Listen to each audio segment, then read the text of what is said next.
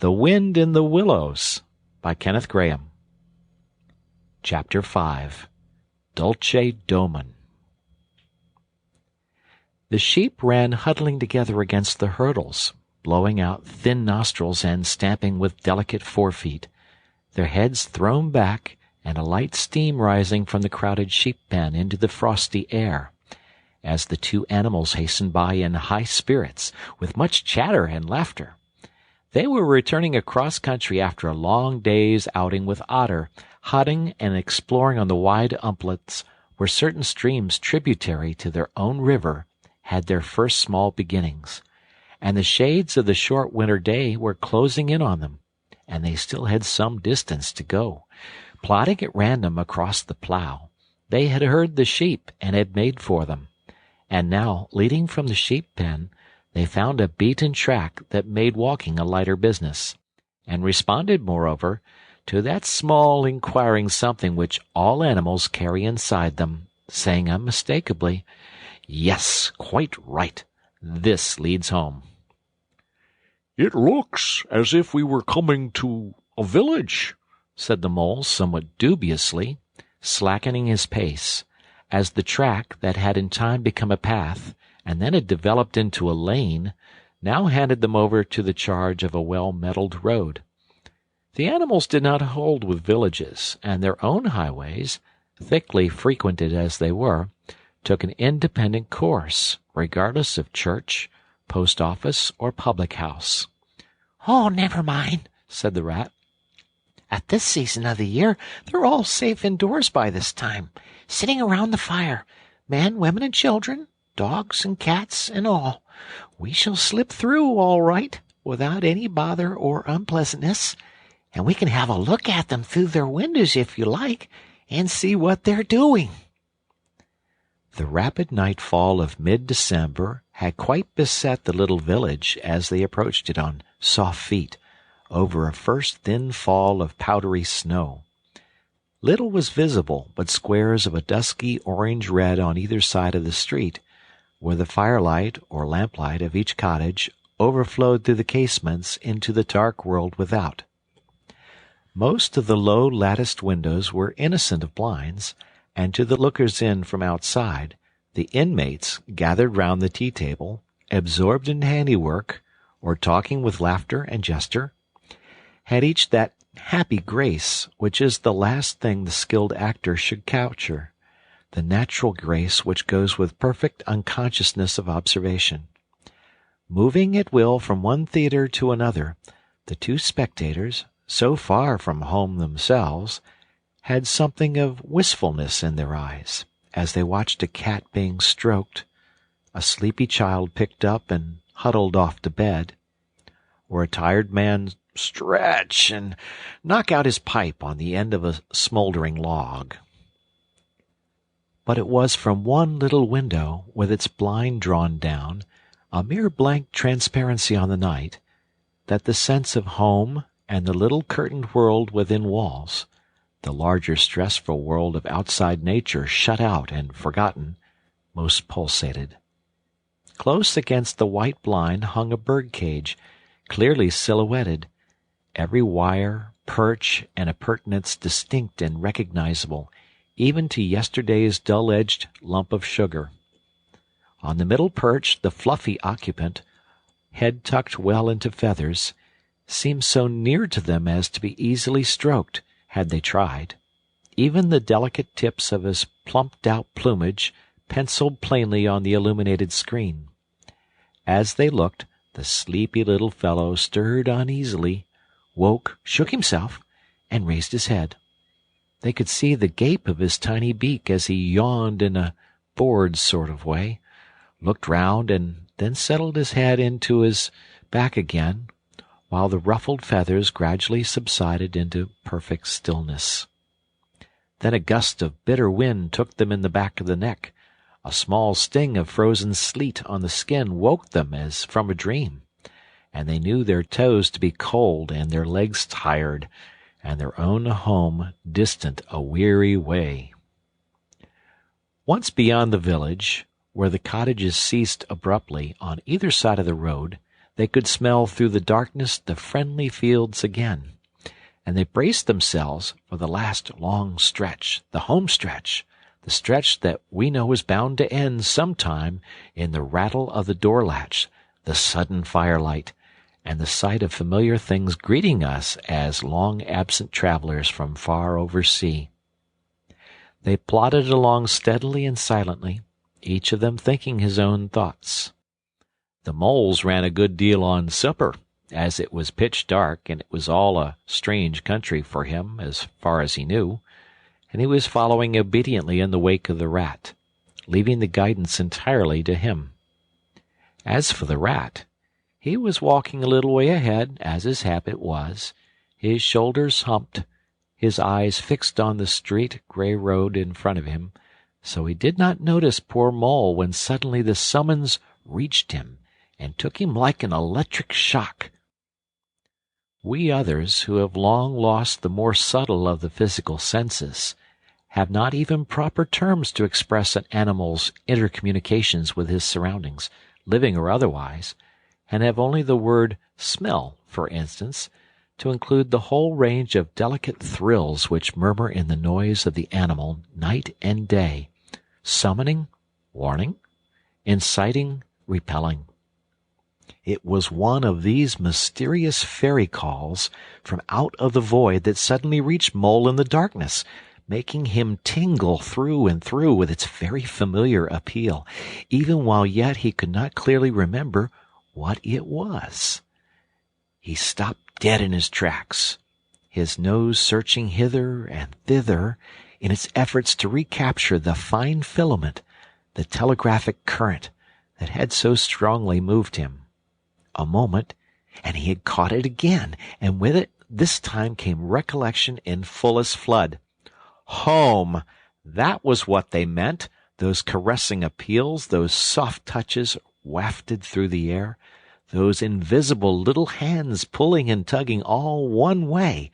Why, it must be quite close by him at this moment, his old home that he had hurriedly forsaken and never sought again, that day when he first found the river. And now it was sending out its scouts and its messengers to capture him and bring him in. Since his escape on that bright morning he had hardly given it a thought, so absorbed had he been in his new life, in all its pleasures, its surprises, its fresh and captivating experiences. Now, with a rush of old memories, how clearly it stood up before him in the darkness, shabby indeed, and small and poorly furnished, and yet his, the home he had made for himself, the home he had been so happy to get back to after his day's work. And the home had been happy with him, too, evidently, and was missing him, and wanted him back, and was telling him so, through his nose, sorrowfully, reproachfully, but with no bitterness or anger, only with plaintive reminder that it was there and wanted him. The call was clear, the summons was plain. He must obey it instantly and go. "Ratty!" he called, full of joyful excitement. "Hold on! Come back! I want you, quick!" "Oh, come along, Mole, do!" replied the rat cheerfully, still plodding along. "Please stop, Ratty!" pleaded the poor mole in anguish of heart. "You don't understand. It's my home, my old home. I've just come across the smell of it, and it's quite close by here, really quite close. And I must go to it. I must. Oh, come back, Ratty. Please, please come back." The rat was by this time very far ahead, too far to hear clearly what the mole was calling, too far to catch the sharp note of painful appeal in his voice, and he was much taken up with the weather, for he too could smell something suspiciously like approaching snow. "Mole, we mustn't stop now, really," he called back. "We'll come for it tomorrow, whatever it is you found. But I daren't stop now. It's late, and the snow's coming on again, and I'm not sure of the way. And I want your nose, Mole, so come on quick. There's a good fellow." And the rat pressed forward on his way without waiting for an answer. Poor Mole stood alone in the road, his heart torn asunder, and a big sob gathering, somewhere low down inside him, to leap up to the surface presently, he knew, in passionate escape. But even under such a test as this, his loyalty to his friend stood firm. Never for a moment did he dream of abandoning him. Meanwhile, the wafts from his old home pleaded, whispered, conjured, and finally claimed him imperiously. He dared not tarry longer within their magic circle. With a wrench that tore his very heartstrings, he set his face down the road and followed submissively in the track of the rat, while faint, thin little smells, still dogging his retreating nose, reproached him for his new friendship and his callous forgetfulness. With an effort he caught up to the unsuspecting rat, who began chattering cheerfully about what they would do when they got back, and how jolly a fire of logs in the parlor would be, and what a supper he meant to eat, never noticing his companion's silence and distressful state of mind. At last, however, when they had gone some considerable way further, and were passing some tree stumps at the edge of a copse that bordered the road, he stopped and said kindly, "Look here, Mole, old chap. You seem dead tired. No talk left in you, and your feet dragging like lead. We'll sit down here for a minute and rest. The snow has held off so far, and the best part of our journey is over." The mole subsided forlornly on a tree stump, and tried to control himself, for he felt it surely coming. The sob he had fought with so long refused to be beaten. Up and up it forced its way to the air, and then another, and another, and others thick and fast, till poor Mole at last gave up the struggle and cried freely and helplessly and openly. Now that he knew it was all over, and he'd lost what he could hardly be said to have found. The rat, astonished and dismayed at the violence of Mole's paroxysm of grief, did not dare to speak for a while. At last he said, very quietly and sympathetically, "What is it, old fellow? Whatever can be the matter? Tell us your trouble.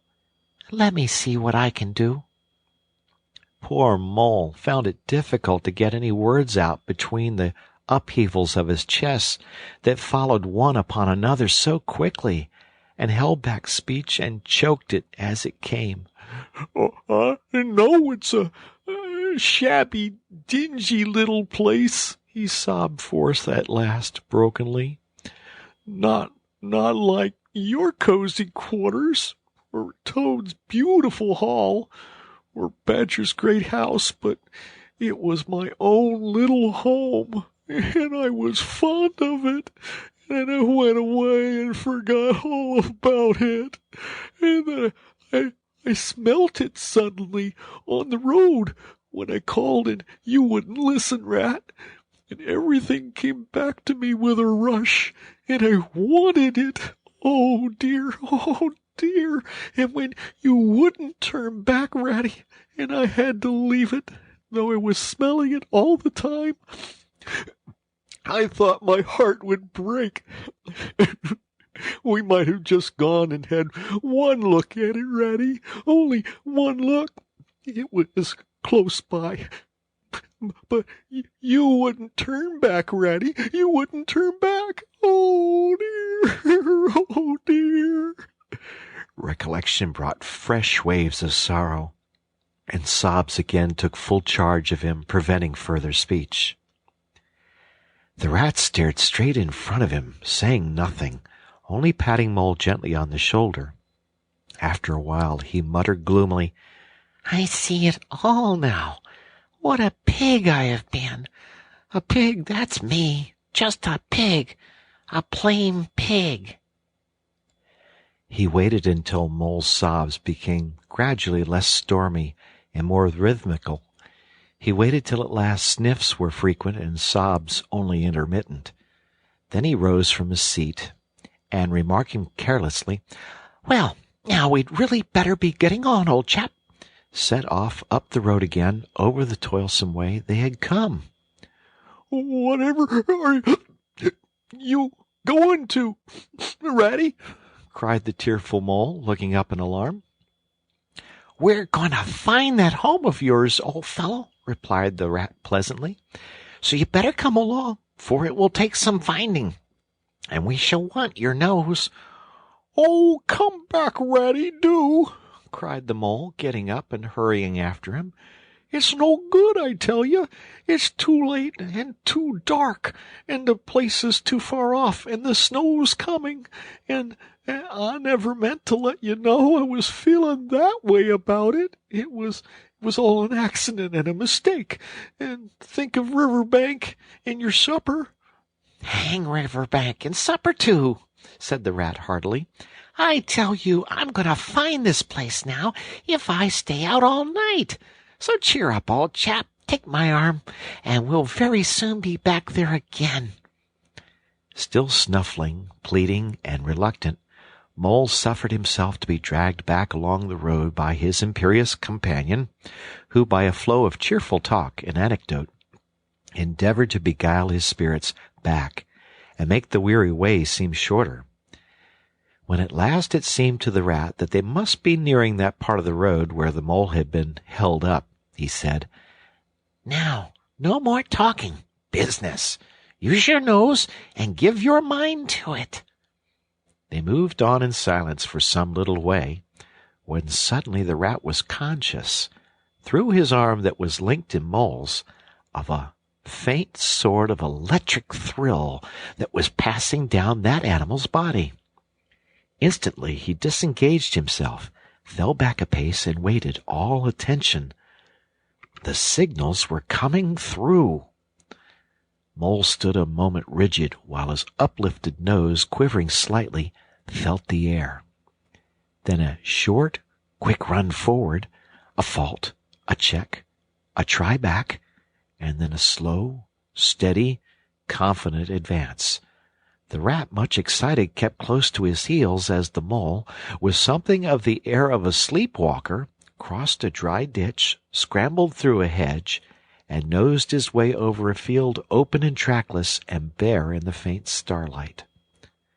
Suddenly, without giving warning, he dived, but the Rat was on the alert, and promptly followed him down the tunnel to which his unerring nose had faithfully led him. It was close and airless, and the earthy smell was strong, and it seemed a long time to Rat ere the passage ended and he could stand erect and stretch and shake himself. The Mole struck a match, and by its light the Rat saw that they were standing in an open space neatly swept and sanded underfoot, and directly facing them was Mole's little front door, with Mole End painted in Gothic lettering over the bell pull at the side. Mole reached down a lantern from a nail on the wall and lit it, and the Rat, looking round him, saw that they were in a sort of forecourt.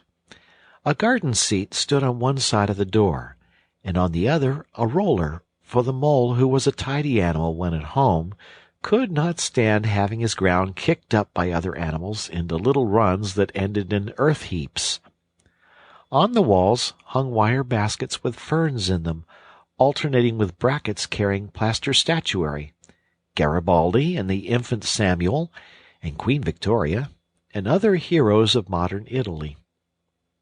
Down on one side of the forecourt ran a skittle alley, with benches along it and little wooden tables marked with rings that hinted at beer mugs. In the middle was a small round pond containing goldfish and surrounded by a cockleshell border. Out of the center of the pond rose a fanciful erection clothed in more cockleshells and topped by a large silver glass ball that reflected everything all wrong and had a very pleasing effect. Mole's face beamed at the sight of all these objects so dear to him, and he hurried Rat through the door, lit a lamp in the hall, and took one glance round his old home. He saw the dust lying thick on everything, saw the cheerless, deserted look of the long-neglected house, and its narrow, meagre dimensions, its worn and shabby contents, and collapsed again on a hall chair, his nose to his paws. "Oh, Ratty!" he cried dismally. "Why ever did I do it? Why did I bring you to this poor, cold little place on a night like this, when you might have been at Riverbank by this time, toasting your toes before a blazing fire, with all your own nice things about you?" The Rat paid no heed to his doleful self-reproaches. He was running here and there, opening doors, inspecting rooms and cupboards, and lighting lamps and candles and sticking them up everywhere. "What a capital little house this is!" he called out cheerily. "So compact, so well planned. Everything here and everything in its place. We'll make a jolly night of it. The first thing we want is a good fire. I'll see to that. I always know where to find things. So this is the parlor. Splendid! Your own idea? Those little sleeping bunks in the wall? Capital! Now, I'll fetch the wood and the coals, and you get a duster, Mole. You'll find one in the drawer of the kitchen table. And try and smarten things up a bit. Bustle about, old chap." Encouraged by his inspiriting companion, the Mole roused himself and dusted and polished with energy and heartiness, while the Rat, running to and fro with armfuls of fuel, soon had a cheerful blaze roaring up the chimney. He hailed the Mole to come and warm himself, but Mole promptly had another fit of the blues, dropping down on a couch in dark despair and burying his feet in his duster. "Rat!" he moaned. "How about your supper, you poor, cold, hungry, weary animal? I've nothing to give you, nothing, not a crumb." "What a fellow you are for giving in," said the Rat reproachfully. "Why, only just now I saw a sardine opener on the kitchen dresser, quite distinctly, and everybody knows that means there are sardines about somewhere in the neighborhood.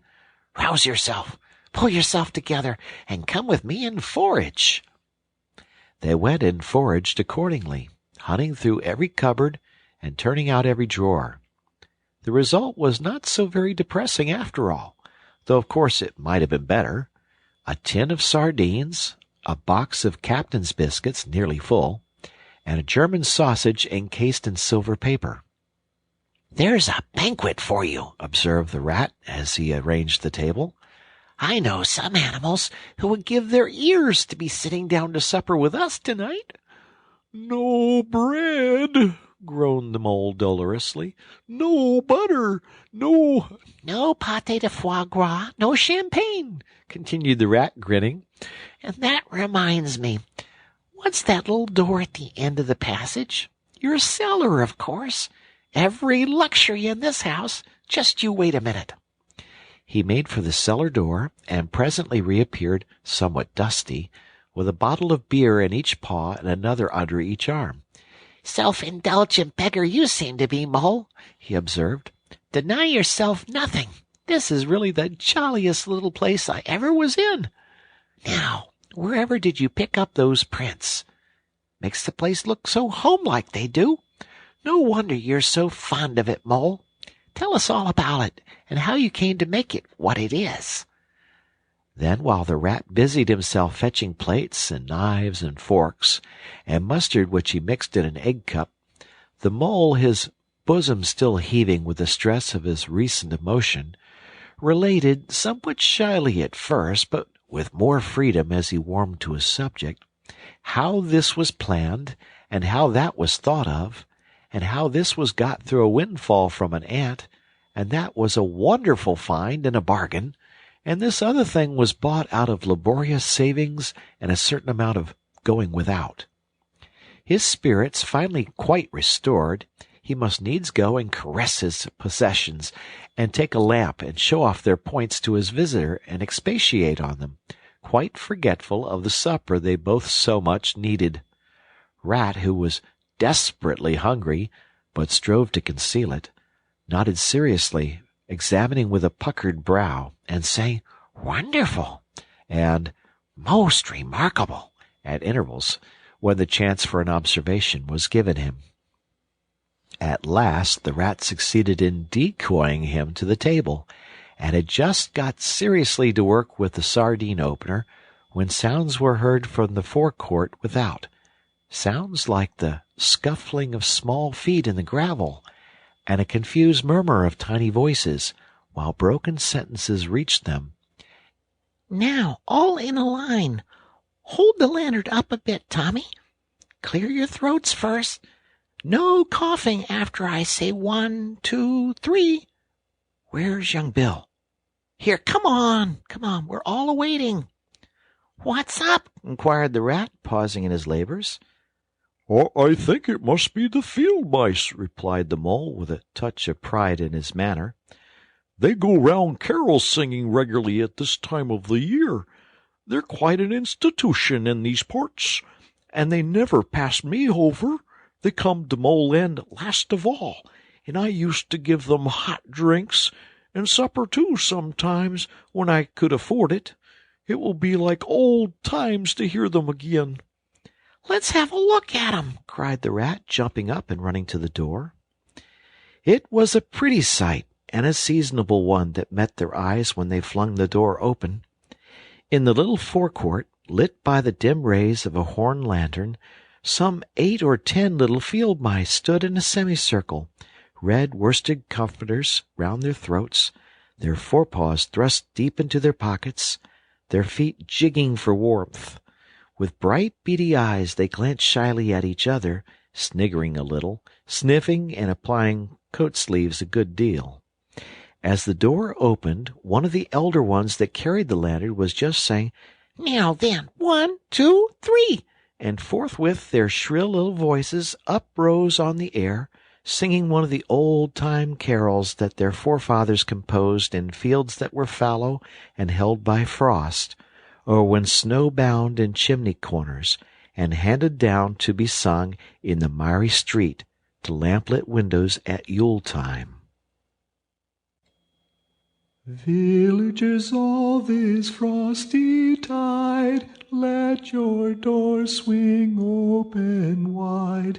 The wind may follow and snow beside, yet draw us in by your fire to bide. Joy shall be yours in the morning.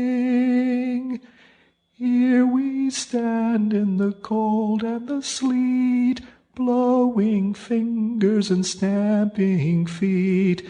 Come from far away you to greet, you by the fire and we in the street, bidding you joy in the morning.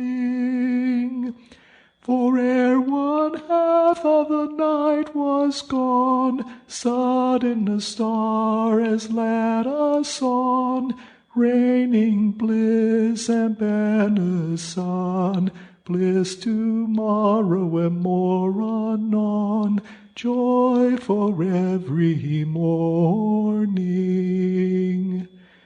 Goodman Joseph toiled through the snow, saw the star o'er a stable low. Mary she might not further go, welcome thatch and litter below. Joy was hers in the morning. And then they heard the angels tell, who were the first to cry Noel. Animals all, as it befell, in the stable where they did dwell. Joy shall be theirs in the morning.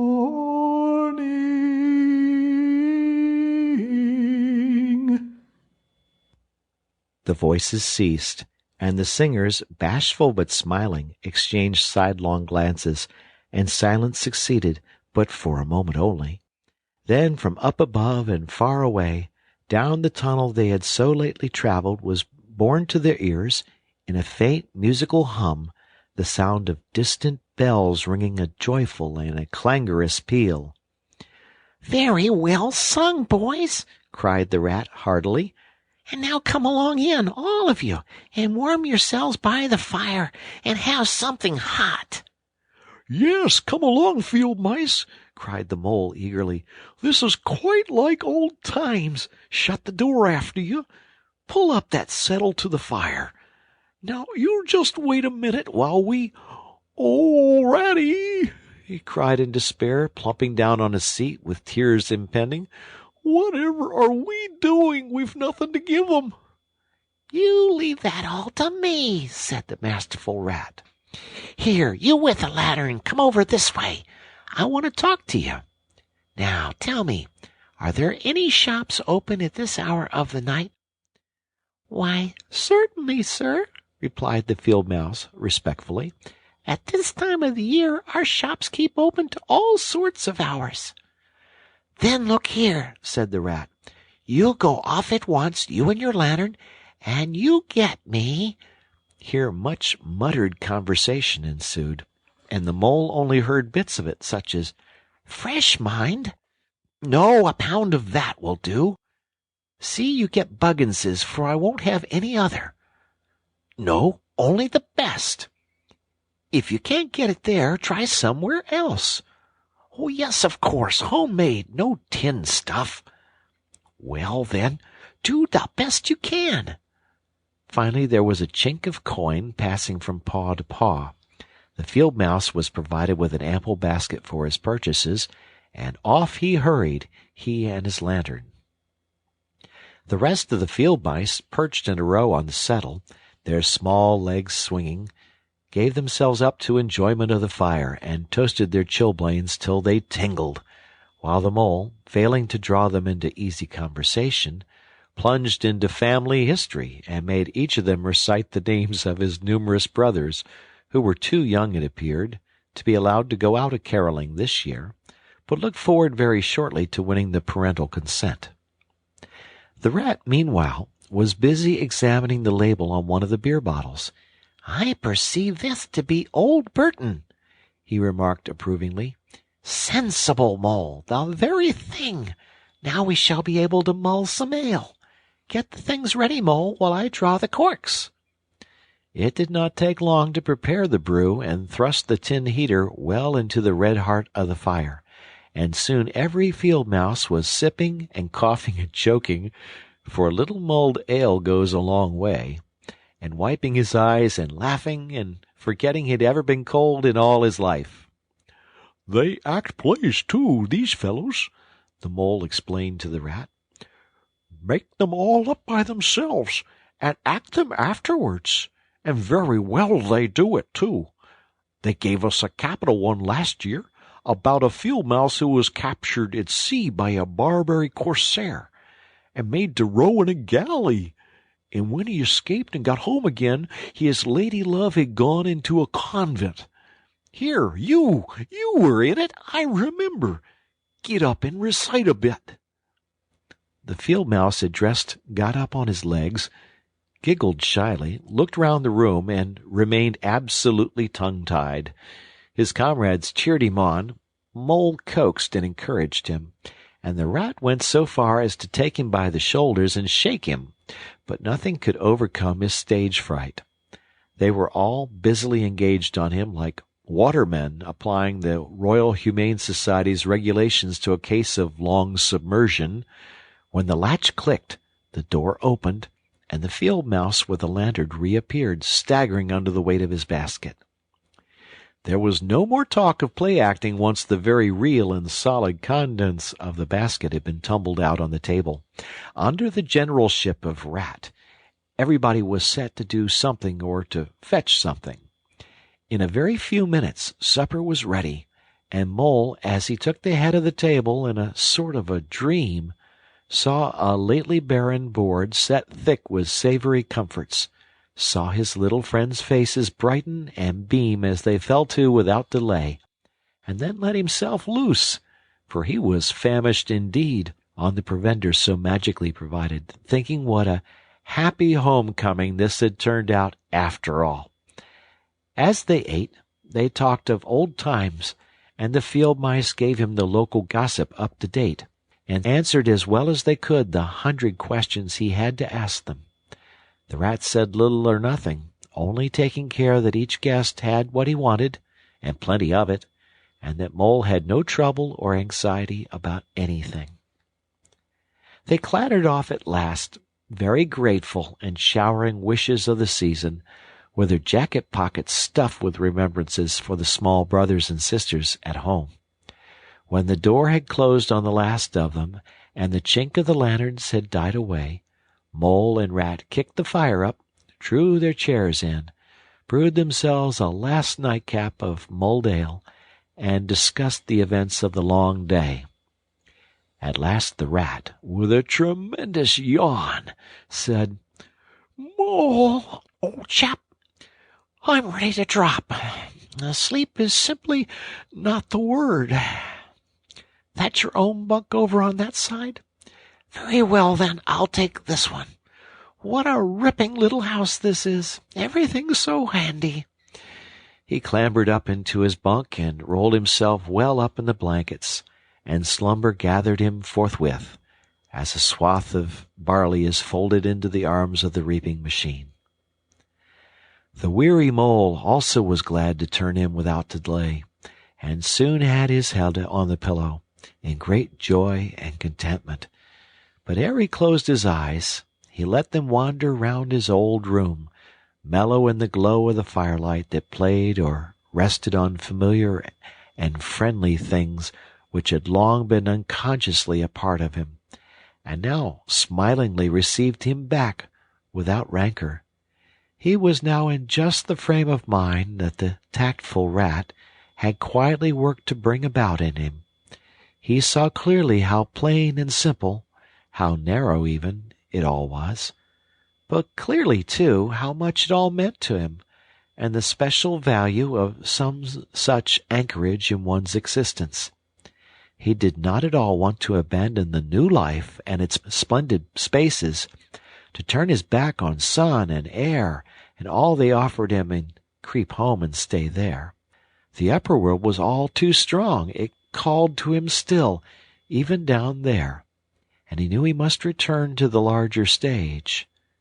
But it was good to think he had this to come back to, this place which was all his own, these things which were so glad to see him again, and could always be counted upon for the same simple welcome. The end of chapter 5.